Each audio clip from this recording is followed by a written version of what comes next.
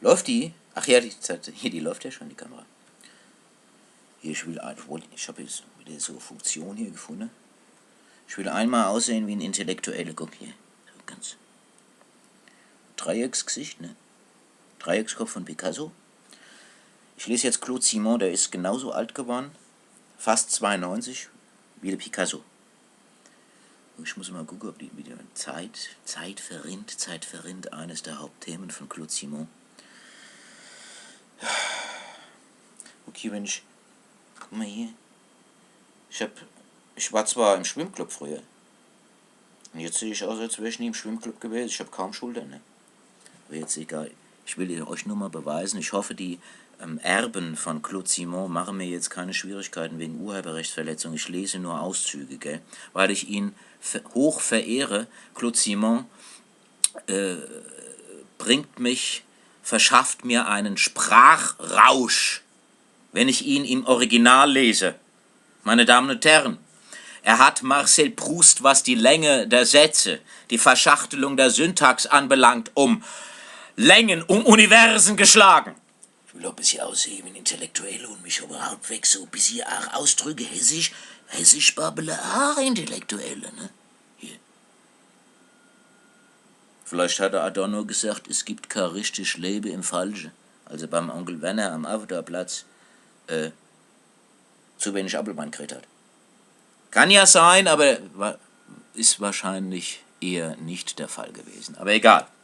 Ich lese eine wundervolle Passage aus Claude Simons letztem Roman Le Tramway mit dieser Beschreibung eines Rollstuhlfahrertreffens in dieser südfranzösischen Küstenstadt, die nicht näher benannt wird. C'est allée des marronniers que longeait en fin de course le tramway ralentissant peu à peu, parallèle au boulevard Huisson. À partir du monument aux morts élevé à l'entrée du square municipal, semblait être l'après-midi comme s'il y avait un lien entre le monumental monument et eux, le rendez-vous d'une demi-douzaine de ces voiturettes constituées d'un siège d'osier peint en noir, encadré de 2 roues et entraîné par une autre, plus petite, placée à l'avant d'une longue fourche orientable, le long de laquelle courait une chaîne de bicyclettes, descendant de la double manivelle, servant en même temps de guidon, et actionnée par les mains de ces personnages. Ou plutôt, semblait-il, d'exactes copies du même personnage, car ils se ressemblaient tous. Même visage osseux et dur, de rapace. Même moustache noire aux pointes effilées ou parodiquement frisée au petit fer, même mégot aussi de cigarettes roulées à la main, même éventail de rubans fanés à la boutonnière des vestons, même toile cirée noire et luisante et qui, à partir du siège, se déployait avec des cassures et des affaissements jusqu'à l'étroit plancher où ne reposait aucun pied. Die hatte kein Bar mehr. In Oberursel fuhr damals auch so einer rum. In so einem Rollstuhl, in so einem Dreirad-Rollstuhl mit so einem Harley-Davidson-Lenker. Deshalb habe ich ständig Déjà-vu-Gefühls bei Claude Simon. Meine Damen und Herren, es ist ein großer Schriftsteller gewesen, aber leider Martina Bollinger, die sogenannte Buchhändlerin bei uns, hat den überhaupt nicht gekannt. Obwohl der einen Nobelpreis bekommen hat hier. Und den Nobelpreisträger hat die eigentlich, weil ich das immer durchs Telefon gesagt habe, früher. Wer im Oktober den neuen Nobelpreis errungen hat. Aber damals haben wir uns noch nicht gekannt, 1985, als Claude Simon für La Route des Flandres, die Straße von Flandern, eine Kriegsberichterstattung in Romanform, den Nobelpreis für Literatur erhalten hat. Und es war jetzt wieder so, hier. Das ist wieder so Zwischenbemerkung von mir gewesen. Pass auf, ich babbel ja auch schon wieder.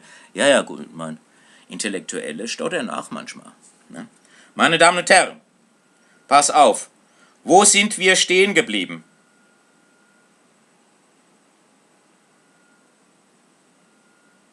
Dass die keine Füße haben, ne?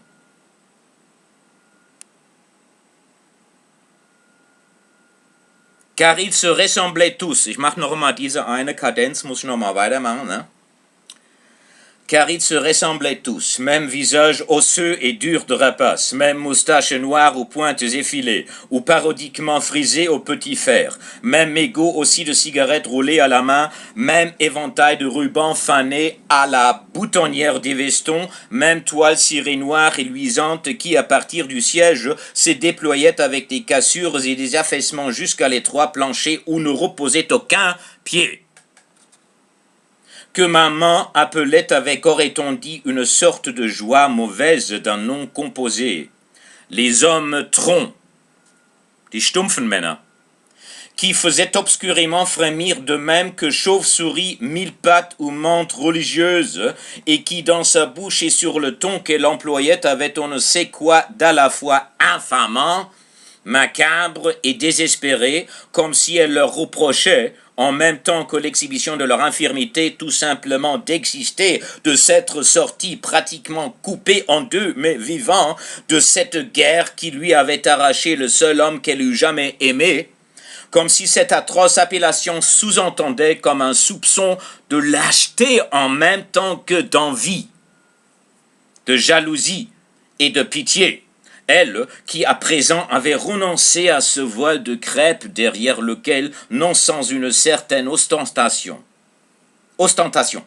elle avait caché son visage bien au-delà des limites décentes d'un deuil, mais persistait à ne se vêtir que de couleurs sombres et qui peut-être, de même que son appartenance à un certain comité de bonnes œuvres, la conduisait 2 fois par semaine à enseigner le catéchisme à quelques gamins chahuteurs dans une chapelle latérale de la cathédrale, se rendait à l'hôpital ou l'hospice ou la maison de retraite. Il devait bien y avoir un lieu, un endroit commun à partir duquel, l'après-midi, il se dirigeait vers cette allée des marronniers, impassibles, terrifiants, eux, leurs moustaches cirées, leurs nids d'oiseaux de proie, leurs petites voitures et leurs corps martyrisés comme un permanent châtiment, une permanente récrimination à l'égard des vivants. Où étaient logés ces malheureux pour leur apporter quelque douceur ou peut-être même, quoiqu'elle détestât ce vice, mais en souvenir sans doute de ce service à fumeurs rapporté d'Extrême-Orient par celui dont elle portait ce deuil et où, plateau, pot à tabac et cendrier, on pouvait voir en émail cloisonné des oiseaux bleus turquoises au ventre rose volaient parmi des joncs au-dessus de larges nénuphars. Peut-être, donc, de ces paquets de mauvais tabac que l'on trouve chez les buralistes cubiques enveloppés d'un vilain papier gris fermé par la bande blanche de la régie et auquel elle n'oubliait pas de joindre chaque fois un de ces petits cahiers de feuilles dont les marques Rilacroix ou Job auraient pu paraître autant d'incitations à endurer leur martyre si la croix dessinée sur fond bleu ciel ne se référait simplement à un nom de fabrique et si le sigle Job en lettres d'or sur fond blanc ne résultait pas, comme chacun savait, de l'agrandissement en forme de losange du point séparant les initiales du fondateur de la firme, un monsieur Joseph Bardou. Et de même que la croix n'avait en rien vocation à rappeler les souffrances du personnage biblique. Ich wollte doch eigentlich, Mist, jetzt habe ich nicht aufgepasst, ich wollte ja eigentlich auch so ein bisschen aussehen wie ein Intellektueller und so ganz gut, aber dann setze ich mich mal so jetzt hin, ne?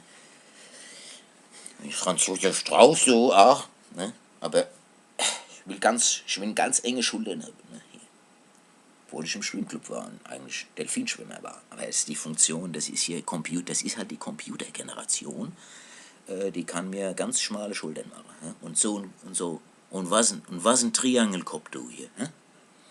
De plus, son propre visage, qui lorsqu'elle était encore jeune fille, avait commencé à s'empâter durant les 4 années d'interminables fiançailles où elle avait obstinément lutté contre sa mère pour lui imposer un mariage avec un homme sans fortune, considéré par la vieille dame sinon comme dégradant, mais à tout le moins désastreux, tant sur le plan social que sur celui de l'intérêt, et que plus tard, le chagrin ou plutôt le désespoir, les larmes accumulées semblaient avoir, en l'imbibant comme une éponge encore gonflée, son propre visage donc.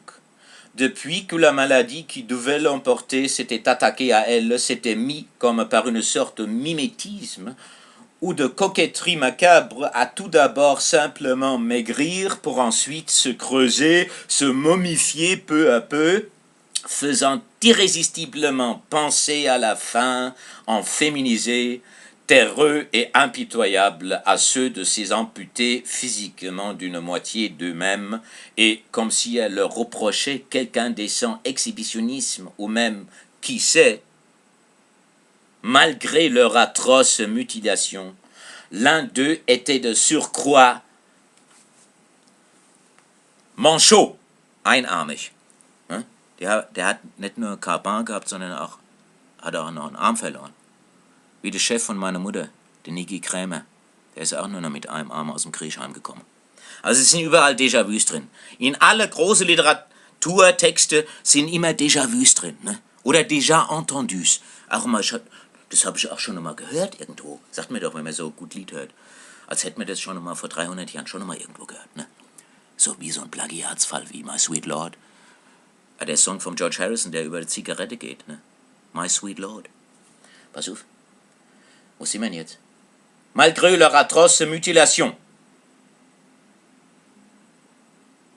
L'un d'eux était de surcroît manchot, de vivre encore, ou plutôt d'avoir survécu, de s'être sorti de cette guerre qui lui avait arraché à elle aussi une moitié d'elle-même, de sorte que cet horrifiant statut d'homme-tronc, qui faisait d'eux des créatures en quelque sorte mythiques, mi-humaines, mi-végétales, et qu'elle ne manquait pas à chaque occasion de rappeler avec lourdeur.